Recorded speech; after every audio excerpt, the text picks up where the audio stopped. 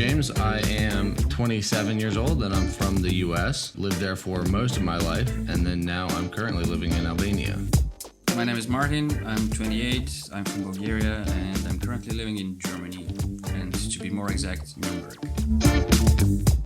My name's Cameron, I'm 24, from Brighton in England, and now living in Valencia, Spain. And this is the Expat Show.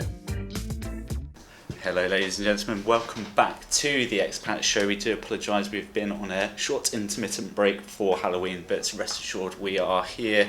The three amigos are back, and James, I think I'll let you take this one. Who are we joined with today?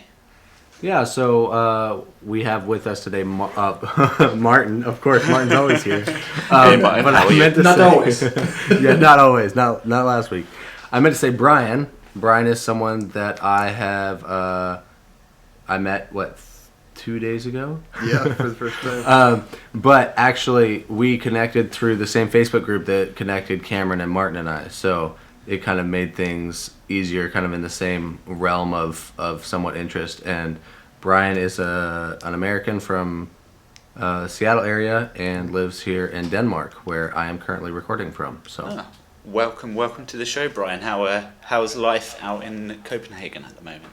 Yeah, thank you guys for having me. It's good here, man. It's dark. I just got back from a long trip in Southeast Asia where it was beautiful and warm and t-shirt and shorts, and then come home to this. It was a bit of a stark difference, but no, it's good up here. It's Scandinavian winter, so. Nice. Yeah, it's very nice. short days, but they're nice when you got the sun. Yeah, the last couple of days actually. Yesterday I think it snowed in the morning, but then by the afternoon it was kind of sunny, and so we were out recording. And then today there was hardly any clouds in the sky at all. It was really nice. Very good. Yeah, unlike in Germany, where we have permanent cloud covered half the year. Right. Yeah. Yeah, it's almost turning back into summer today here in Valencia. I was literally took off my jumper, was walking around in a t-shirt again. It's 30 degrees almost. Really? Yeah, wow. Close to December. It was crazy. Yeah, well, you don't look as puddle-like Rub as it you in. have in the past, so. Yes, yeah, not quite as So hot. it must not be quite summer yet. Yeah, but it's definitely darker. I'm having to light myself at the moment, for those of you watching at home, with one of those old school table lamps, because my light's broken. But yeah, it's all Yeah, it's been dark here for, I don't know, 2 hours or something. Yes. Oh yeah. More. But yeah, happy Thanksgiving to you and Brian. That was Yeah. yesterday, or was that the day before? What day is today? Saturday? Yeah, it's the day before. Day before yesterday. Yeah. We celebrated with a nice We had a curry. Indian curry.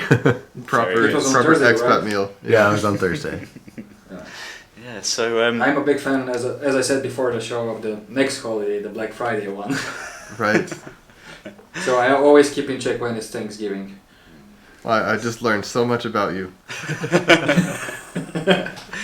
yes, but is it out there in Copenhagen? Do they celebrate Black Friday out there as well, as much as they do over here? They're getting there. It's generally behind the U.S. in a lot of these holidays, and so Halloween is starting to finally pick up in the last couple of years, and now Black Friday is, they don't have, of course, Thanksgiving, and so it's just a random day, a random Friday without Thanksgiving Thursday here. But they love the commercialism of it, and so they're really picking it up, and they'll have Black Week. Or you saw that in one of the stores. Yeah, when I showed up, there were signs that were it was Black Week, and I was like, that's interesting. Yeah, Right. It's definitely Same here. Amazon started the Friday before Black Friday. Oh and yeah. everyone saw that Amazon was pushing everything, and they decided, we have Black Week as well. So Yeah, I mean the U.S. does it best though. I mean it gets earlier and earlier every year. So you'd have Black Friday, which is when the stores would normally open at maybe 10 o'clock. And then they would open at 8 o'clock, and then 6, and then 4 in the morning, and then midnight on Wednesday night. And you would literally have, or Thursday night, you would actually have Thanksgiving evening sales start for Black Friday at 8 p.m. Really? So they say, eat your dinner early, and then come up to the stores. Yeah, it's wild. wow. well, I guess then Europe is perfect for those types of sales, because we don't have here Thanksgiving to stop. How That's early true. to start. That's true. Yeah. Yeah, so Brian, do you your family back in Seattle. Do you still have family back in Seattle? Yeah, States? my whole family is basically there. So brother, sister, her husband, my parents, they're all just in and outside of Seattle. So I'm actually going back in about 2 weeks for the holidays. So go nice. pretty much every year, and it's really nice because they're all pretty close. So we have a big Swanson family Thanksgiving at my parents' house, or Christmas, excuse me. Very nice indeed. So you don't have to travel all across the States just to see the family members that you want. Well, a little bit, so I'll kind of give you the whole background here, but I ended up moving here about 4 years ago. This is a segue, so forgive me, but no problem. Was trying to get a football contract, and that kind of fell through, and was here on a relationship as well. Do you play football, or are you as an American, he's playing soccer. Yes, but because we live in Europe, he's playing football. He was a goalkeeper. Yeah, as a goalkeeper. Okay. So nice. I think you're the first American I've heard that he plays soccer. Right. Well, there's a few of them. There's a few of us, and goalkeepers specifically. But it's a good goalkeeper culture from the U.S. But regardless, I came over here and didn't have an agent set up when I came. I just kind of was doing it by the seat of my pants because I was in a relationship long distance for about 2.5 years, and we decided it was time to get together. So left my job, which is a whole other story, and came over here. And so it's now just my husband and I here in Copenhagen. And so bringing it back to the question of the U.S., his father lives in California. And so we're actually going to fly separately, myself to Seattle and him to California for part of this trip. Okay. And then we'll reconnect either just before or just after Christmas. That sounds like a good plan. Yeah. Will you be going to California, or is he coming over to Seattle to see you? He's sort of in the middle. I'm gonna try to go down to California to see him and his father. But currently the plan is Seattle for me, and then whenever they can get up. So his father's got some health things to sort out to see if he's able to make the trip. But if they can, then they'll drive up from Bakersfield up to Everett, which is just north of Seattle. Very I know nice. You don't know probably those cities, but I'm sure someone Los out there Angeles does. to Seattle, yeah. Very nice. Someone does. Yeah, very nice. So so you got the opportunity to go back for the holidays to see the family and things. Do you have any family living out in Copenhagen with you, or is it just you and your husband? Yeah, it's just the two of us here, and so I was fortunate to have my parents come visit about 2 months ago. I'm kind of the black sheep that's moved away. Everybody else is all pretty close to each other. Mm-hmm. But that's Ditto. So Ditto. Wait, so when you moved here, you moved for the football thing and also for the relationship? Yeah, kind for of both. Kind combined. of both. Okay. Exactly. I wasn't sure if it was one or the other. I honestly wasn't sure when you two met, so I didn't know. Yeah, I mean, I I moved here for the relationship, which was Copenhagen specifically, but right. then trying to create my own thing, I was really wanting to continue my football career. I was playing at a good level in Bellingham outside of Seattle. It's about halfway between Seattle and Vancouver. And, it was a real solid team. A number of the guys have gone on to play professional first division U.S. soccer, and a lot of them have come over to Sweden, Germany, Finland, and have played. And so I knew that if I'm on these same teams or playing against these guys and they're doing it, I ought to be able to have a chance. Yeah, you got the opportunity. You see the opportunity happening for other people, so why not yourself as well? Right, and I knew my level, and I thought, this is something I could pursue, and so of course it was Denmark, which is, geographically a very actually small country, and the football scene is big here, but there are just not so many clubs.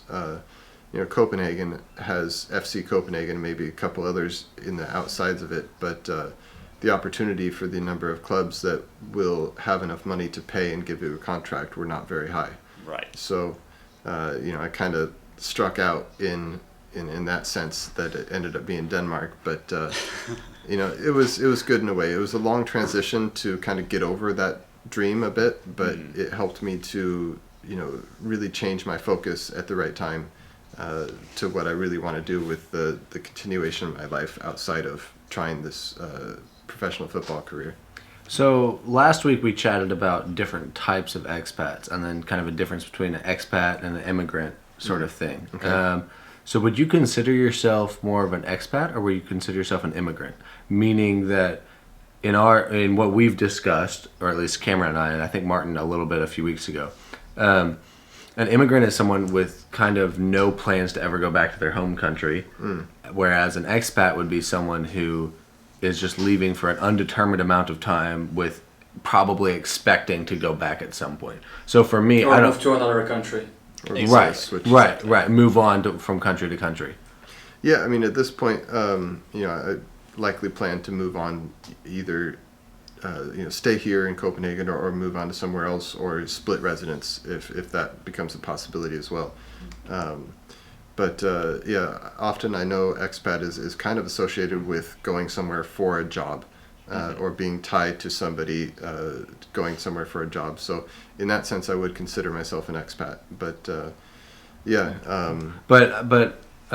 your husband's been here for 8 years, you said. He was here before I was, yeah. So he's kind of set up his his life is here, whereas, obviously his family is back some of his family's back in the States.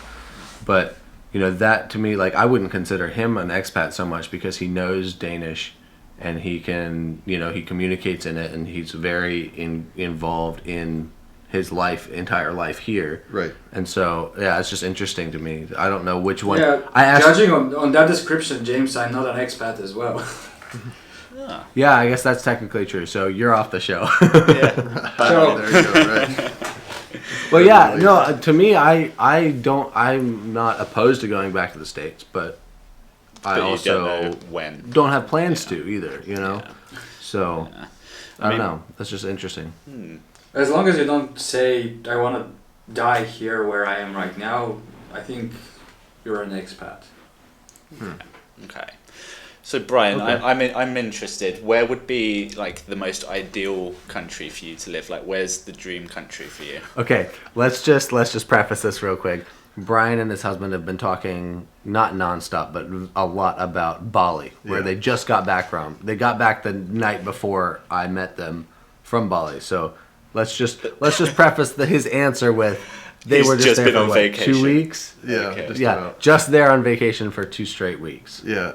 So we had my first trip to Asia at all. We went down to Southeast Asia. There was a tech conference for his company, and I bought a ticket to tag along down to Singapore, and we had some friends in Malaysia. We went up there and then went over, and it's just like a dream vacation. So, I'm very aware of how fortunate I am with this, but as I talk about how amazing this trip was, but we did some scuba diving in Bali, and just the vibe of that place is really wonderful. Just the kindest people you'll ever meet. They're just sweet as can be. The cost of living is incredible. The weather is nice. There's amazing food, healthy food, accessible just anywhere you want to go. It was pretty over-touristed, which was a little disappointing in some of the hearts of Ubud and these places in the center of the towns. But there's some amazing opportunities for really wonderful life in that area. So if we were to do that, that would be a strong contender. Very nice indeed. Yeah. But That was a really detailed answer. I wasn't expecting.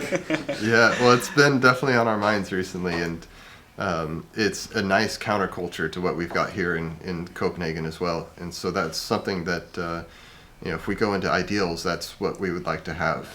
There's always that kind of superlative question of what place would you like to go? And, we kind of spin that answer around, say, well, we want to be between these two places, because Copenhagen is wonderful, but here we are in the almost middle of winter. We're getting close. I think it's a week or two away of the shortest day of the year. This is where people leave and go to the Canary Islands and go to these places where they get their sun fix. And so birds fly south for the winter, right? So I mean, why don't we do that as well?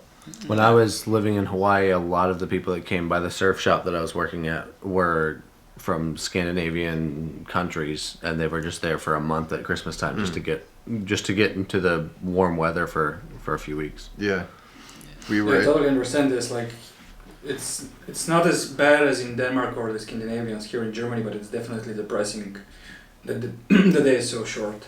Yeah, it's well, and in Germany it doesn't help because it's so. I would imagine it's full cloud cover almost all the time, right?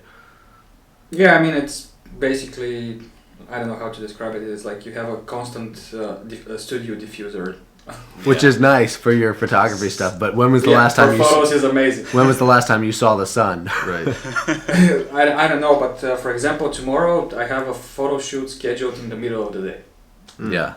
So you don't have to be worried I feel about comfortable that. going out. Yeah, of course. That's really nice. Yeah. Yeah. Well, you would appreciate this. We were fortunate to go to the Canaries early in like February, beginning of this year. I know.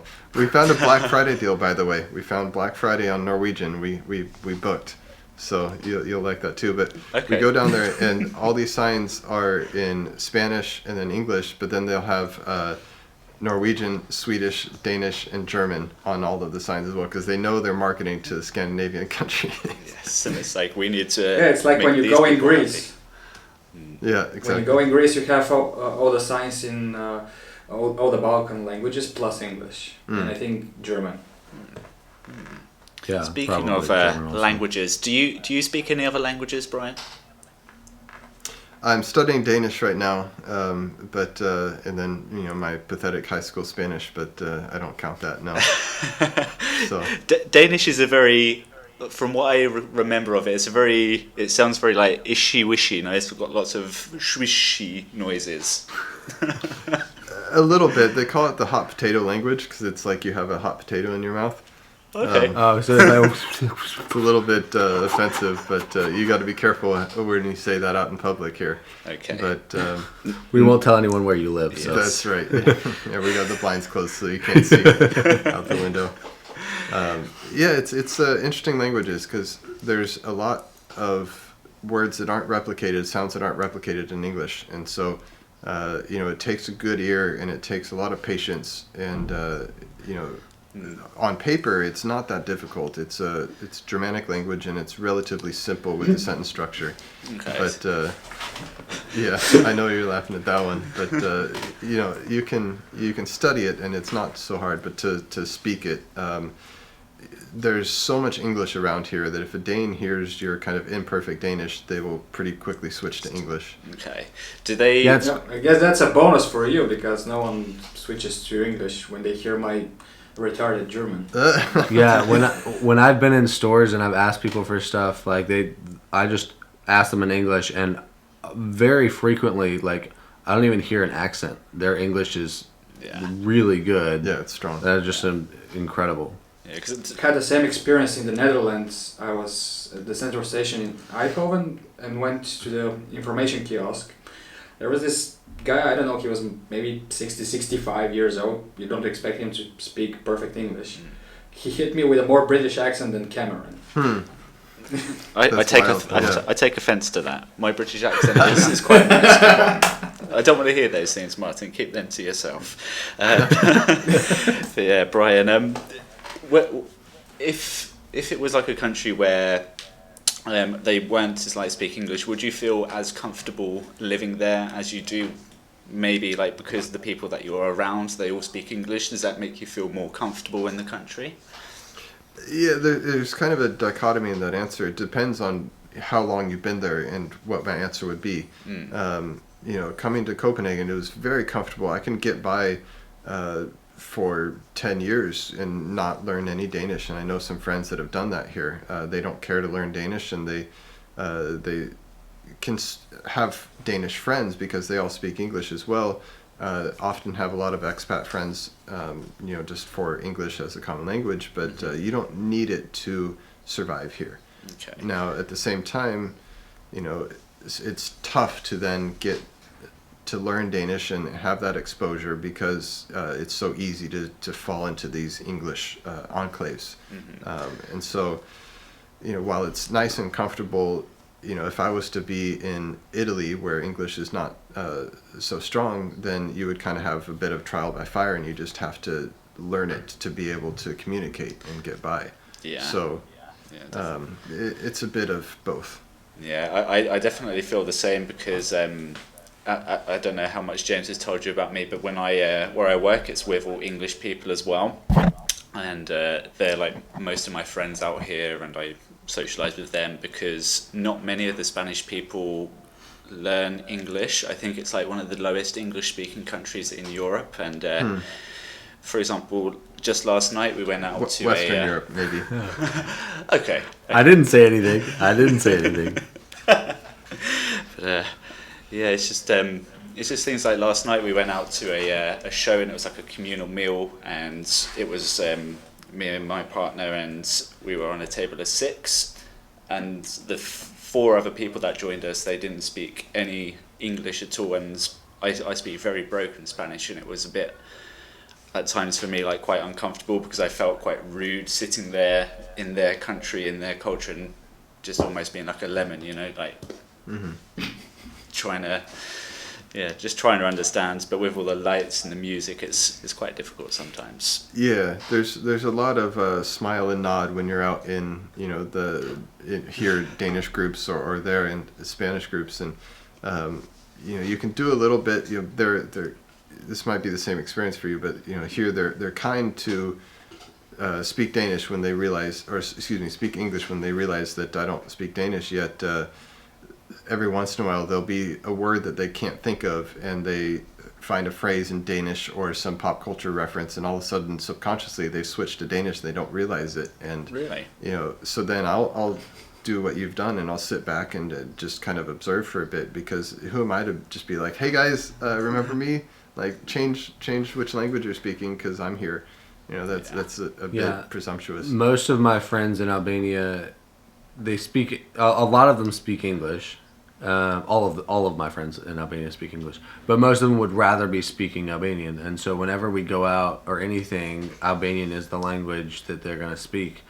And so I sit there and I just kind of do my thing. And like if I pay attention closely, I can pick up some of the stuff that they're saying. But I can usually get the gist of the conversation, but not enough to participate in it.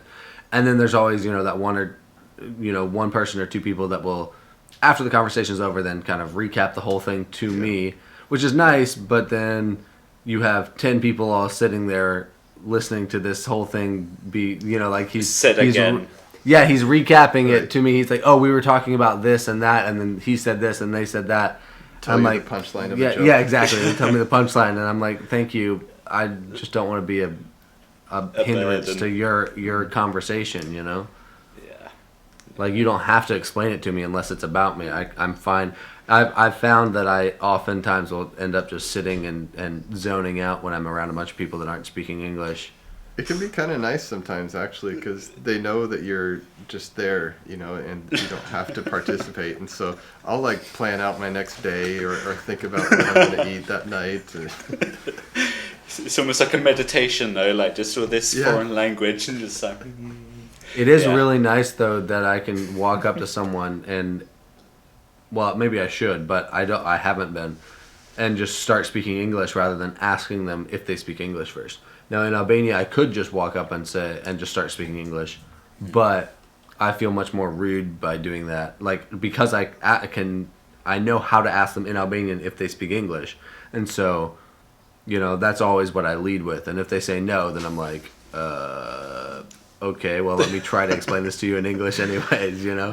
But I walked into a pharmacy last week to get some headache medicine or something, and I asked the guy, this whole interaction happened in Albanian. I said, do you speak English? And he says, why? You're speaking Albanian. And I was like, well, I know one phrase. Yeah, I was like, I only speak a little of Albanian. And then in perfect English, he goes, okay, fine, we can speak in English. And I'm like, thank you. You scared me. Well, just another point on this situation, because I always use English whenever I go, everywhere. Basically because that's the most spoken language I know. So it's not a problem just to go to someone and ask him in English, do you speak English? Yeah.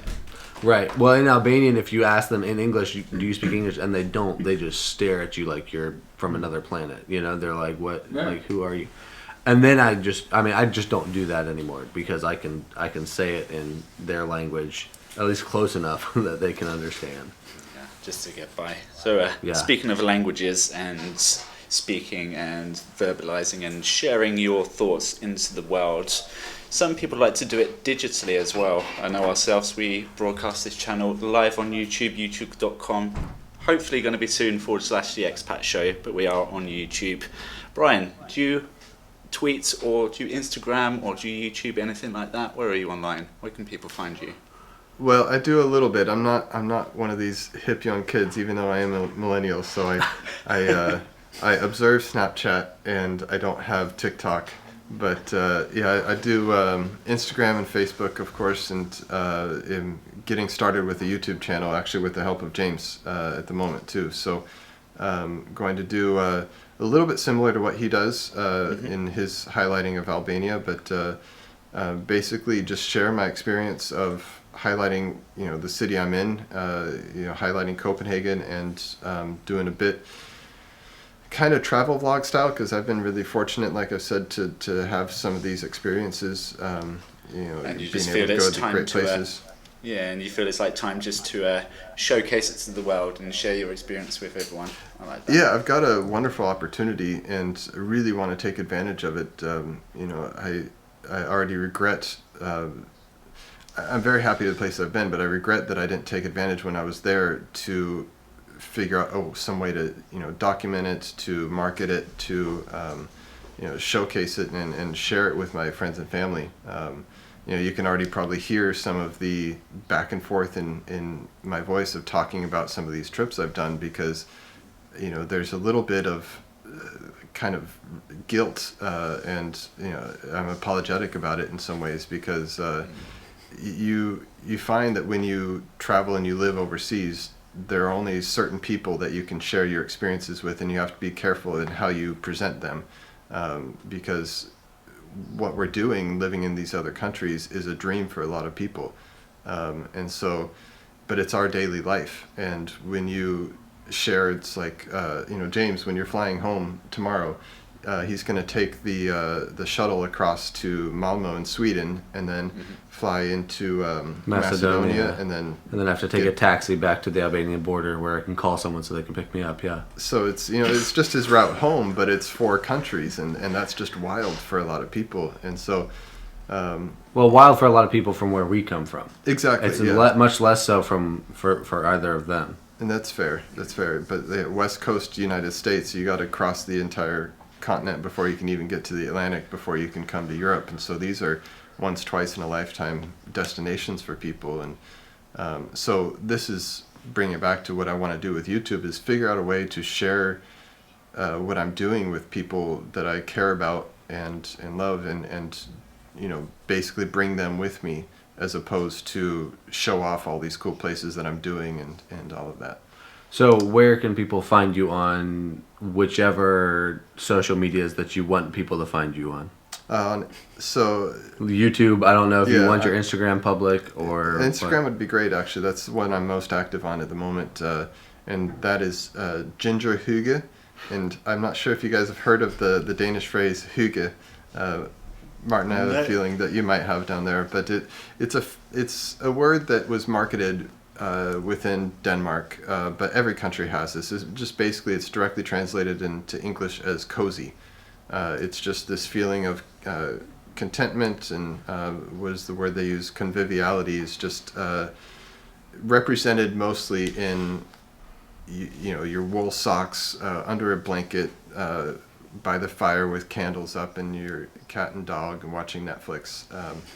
So the all-encumbering word of yeah. hygge. Yeah. It to me that Just happiness. it means more than just cozy. It's like in Afrikaans, but it's in other languages also. But when I was in South Africa, the word lekker, which is a German Dutch thing, but they would use it for everything. They would use it for meals. They would attractiveness of people. Yeah, Yeah. technically in German it means sweet or tasty. Right. Okay. So in Afrikaans, it was just kind of like a phrase, like awesome, but it's like you can use it for anything. And so I love these words that in different languages that encompass stuff more. I realize Germans just like smash stuff together to make more words, and that's just annoying. But but you didn't finish. Yeah. You go off on tangents, so you need to finish. What's your Instagram my exactly? Instagram, so now you know about Hugo. My Instagram is Ginger Hugo. So And for those talking listening, about my facial hair and For those- little bit of Hugo for you guys. Those listening, nice. what? How do you spell that?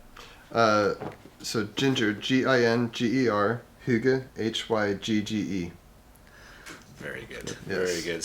All This links is will the book also that made be it in all there. famous too. And on YouTube, where are you? It's just my name actually so far on YouTube, I guess. So it would be yes. Brian Swanson. Yes. Yeah, I don't have Yes. it set up yet. So Well, sure. his link will be in the show notes and whatnot. Also, Yes. if someone's interested, we went through all Right of on that the just to bridge. tell them to scroll down and click on the link. But now Yes. we know about Hugo. yes, Hugo. now you Yes, know about Hugo. life lessons with Brian. But I think there's a few more questions that we can pop in. I think, Martin, you wanted a little quick fire round with Brian, if you are Yeah. ready. Just- Just quick soundbite answers from you, Brian. That would be great. Perfect. Yeah, don't think about it too much. Whatever pops into your head first, that would be the best answer. So first thing is best moment as an expat. Bexmo was probably getting my residence permit when I first got here. It was a long struggle. Yeah. Is it always that hard with residence Oh. permits for Americans? No, mine was a piece of cake. Yeah, It, my it one was wasn't. easy in some ways, but yeah, it took getting married, which was wonderful. He's in the other room. No, it's amazing. Yeah. Okay. Next question. Worst moment, of course. Worst moment. Well, I would say probably associated with that was when I didn't get my residence permit for football, and so I had to leave after 3 months, stay away for 3 months before I could come back again, and that was very difficult because I wasn't working at the time. I was apart from my partner, and it was very tough. What's one Danish thing that you love that you cannot find in the States? Doesn't matter whether it's an object, a tradition, people behavior, or whatever. Well, for a quick answer, one thing actually we tried earlier today is it's ris allemand, so almond rice pudding, and they have that with cherry sauce, and it's a Christmas dessert, and it's amazing, but I was it's like- tough to find outside of I was like, I Denmark. didn't try that earlier today, Yeah, and then yeah, I the realized ice it was ice cream flavored.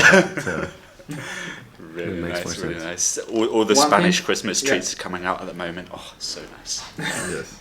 Hey, they just opened the Christmas market here in Nuremberg, so you can imagine there's Yeah. Glühwein everywhere, and so Yep. Yep. We've got our glug here. glug. Yeah, one thing you miss the most from the States. Is my family and friends. It's the people for sure. Now, of course, that's not specific to the U.S., so I'll go and say the nature. Denmark is beautiful, but it is flat, and while it's wonderful, great infrastructure, there's just not much variety. There's no mountains, there's no hiking, so outside of friends and family, it'd be the nature. Dude, you live a ferry ride away from Norway. Why are you? Just go to Yeah. Norway and go hiking. Dude. Right, Norway's not cheap though. So. Oh, that's right. Oh, But yeah, neither is yeah. Denmark. James, I live like 3 hours away from the Alps. You don't see me every day in the Alps. It'd be easier Well, yeah, actually to but- get down to Germany and go. Yeah, I was hiking gonna in the say you could forest just come to there, too. Albania and find the nature there. That's you know, true.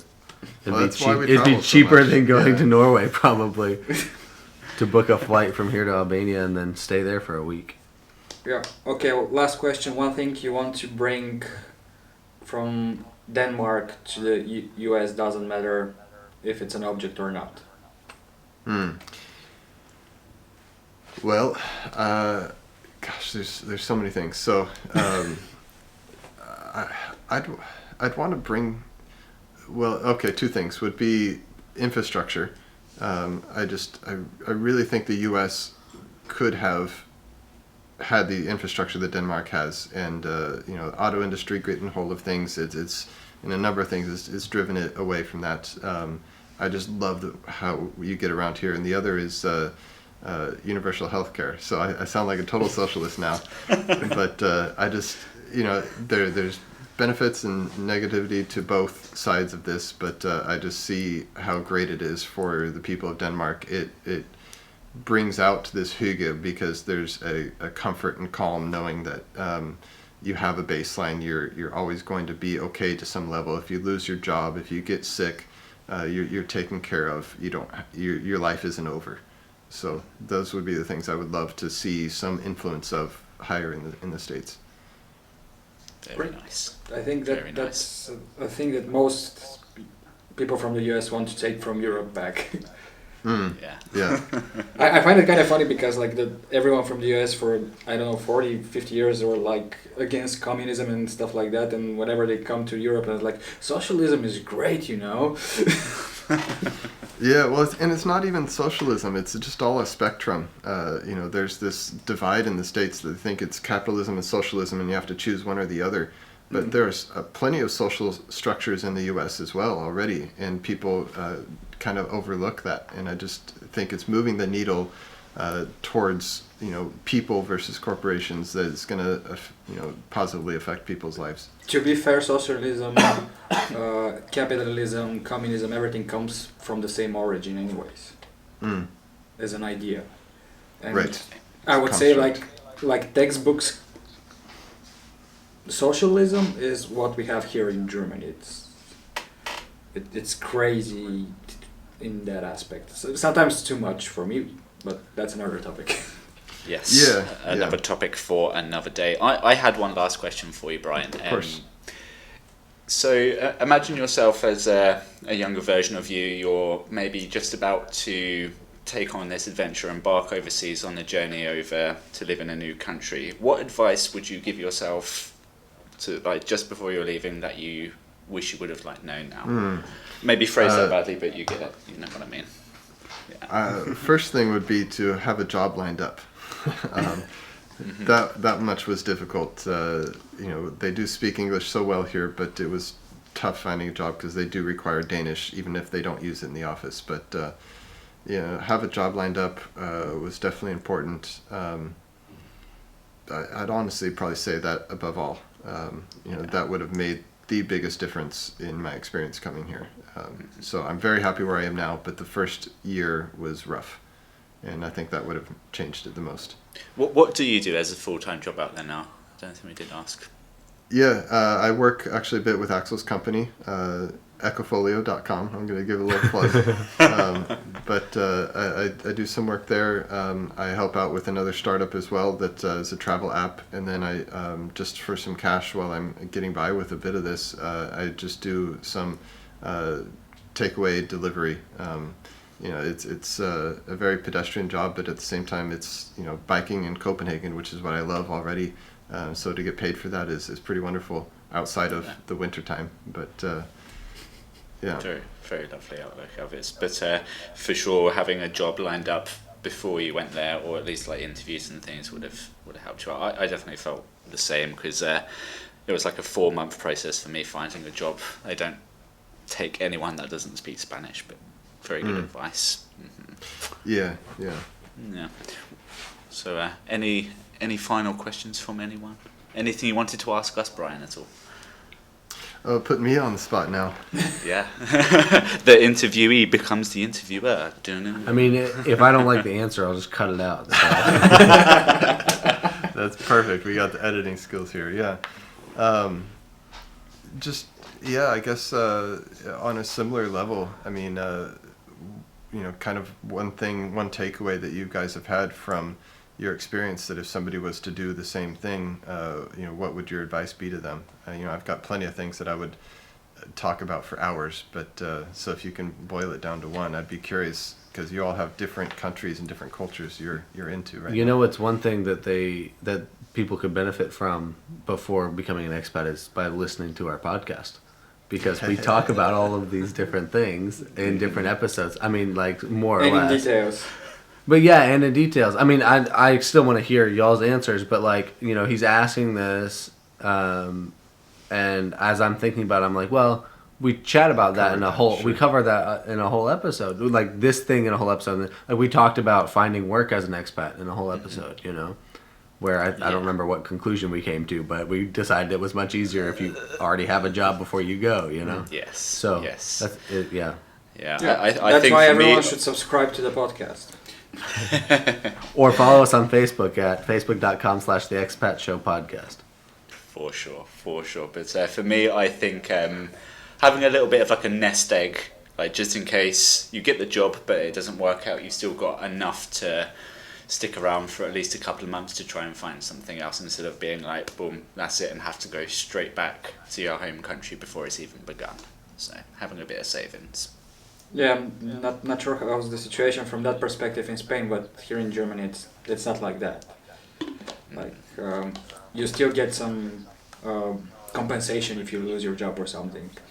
So Right. you won't go back directly. But what I can summarize from my experience as an expat is definitely that the saying "the grass is always greener on the other side" is 100% true.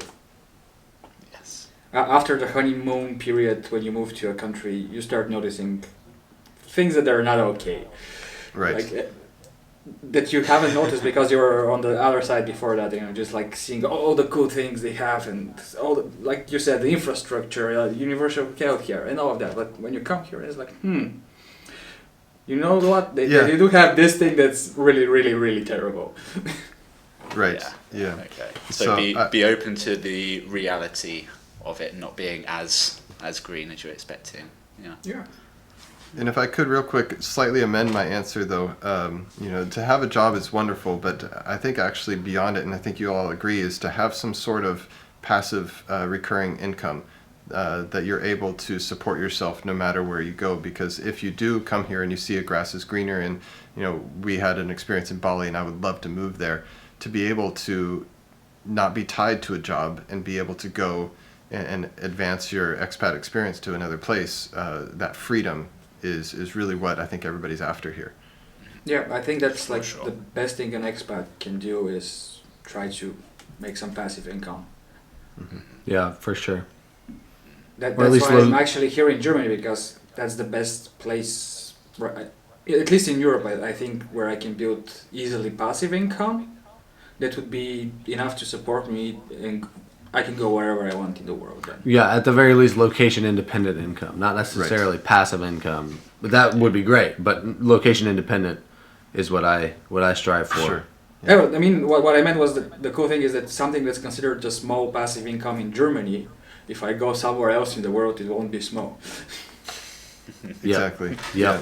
That's what my whole strategy is based off of. That's why I live in Albania. And that's why going to Bali would be really cool for them too. Yeah. Definitely. And then I could have somewhere to visit in Bali.